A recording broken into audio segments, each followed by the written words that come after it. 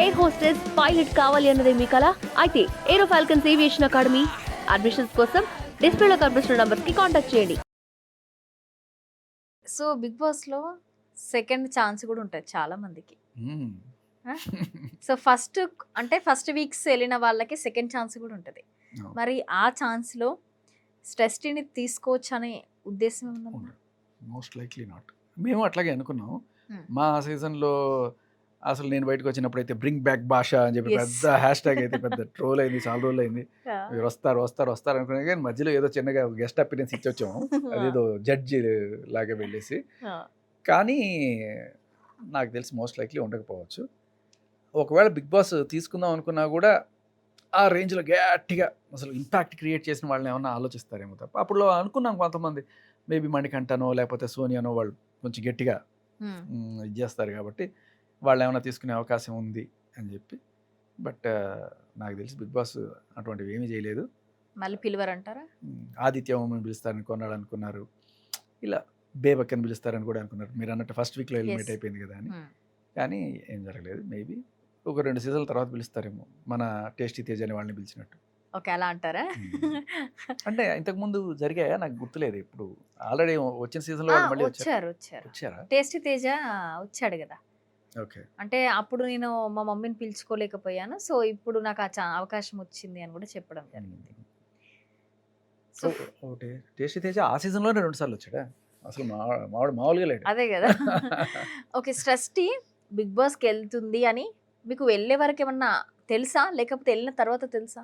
వెళ్ళే ముందు తెలుసు. ఓకే, అప్పుడు మీరు ఏమనుకున్నారు? ఫస్ట్ మీ మైండ్లో స్ట్రైక్ అంది ఏంటి? మేబీ బిగ్ బాస్కి ఈ విషయం తెలియదేమో. ఆవిడ పోక్సో కేసులు అన్ని పక్కన పెట్టండి, బట్ గాంధీ గారిని తిట్టిన విషయం నాట్ ఫర్గివబుల్. అది బిగ్ బాస్కి తెలీదా అని అనిపించింది. సరే అయినా నేను ఆయన విచక్షణకి వదిలేద్దాం, నేనేమి దాన్ని బయట కూడా మీడియాలో కూడా ఎక్కడ రచ్చ చేయలేదు. బట్ వన్స్ వాళ్ళే అక్కడ గుంటూరులో వాళ్ళు వీళ్ళు వచ్చి ఆవిడ దిష్టి బొమ్మ అర్థం చేసి బిగ్ బాస్ డౌన్ అని చెప్పి గట్టిగా ప్రపంచానికి తెలిసింది. కరీం అని అనుకుంటా అతని పేరు, యూత్ లీడర్, ఇక్కడ కాంగ్రెస్ యూత్ లీడర్ గుంటూరులో, అతను చేశాడు. బిగ్ బాస్కి వెళ్ళిన తర్వాత వచ్చిన తర్వాత చాలా మందికి అవకాశాలు బాగా వస్తాయి, బిగ్ బాస్ ఒక మంచి ప్లాట్ఫామ్ అవకాశాల కోసం అని చాలామంది అంటుంటారు. ఆల్రెడీ తనకు అవకాశాలు వచ్చినాయి, అవి వదులుకొని వచ్చినా అని కూడా స్టేజ్ పైన మనకు చెప్పడం జరిగింది. అవకాశాలు ఏమైనా వస్తాయి అంటారా? ఆ నెగిటివిటీతోనే ఇప్పుడు పోతాయి అంటారా? పెద్ద నెగిటివిటీ ఏం లేదు ఇప్పుడు ఆవిడకి. ఉండే నెగిటివిటీ అంతా బయట ఉంది, బయట చేసిన పనుల వల్ల నెగిటివిటీ ఉండొచ్చు తప్ప అక్కడ లోపల ఆవిడకి పెద్ద నెగిటివిటీ ఏముంది? అలా ఏం లేదు, పెద్ద ఇంపాక్ట్ లేదు బేసికలీ, అంతే. గేమే ఆడలేదంటారా? మీరు ఫస్ట్ వీక్ చూసింది ఏంటి స్ట్రెస్ని? గేమ్ అంటే ఇప్పుడు టాస్క్లు ఏమైనా ఆడడము, లేకపోతే కుట్రలు కుళ్ళు కత్తురాలు ఏం చేయలేదు, ఫెయిర్గానే ఉంది. నాకేం పెద్ద కంప్లైంట్ ఏం లేదు. She okay. అంటే ప్రజెంట్ తన మీద పాజిటివ్ ఉందా మీకు? లేదా అలా గేమ్ వైజ్ నాకు గేమ్ వైజ్గా మాత్రమే పాజిటివ్.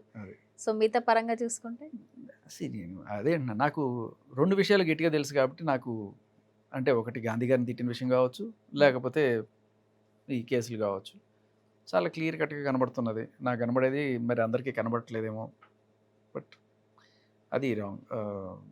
బూతులు తిట్టడము, మహాత్ముల్ని కించపరచడము, అబద్ధాలు చెప్పడము, ఇవన్నీ నాకు నచ్చలా. సో దీని పరంగా మీరేమన్నా ముందు స్టాండ్ తీసుకుని వెళ్ళే అవకాశాలు ఉన్నాయా ఈ టాపిక్ పైన?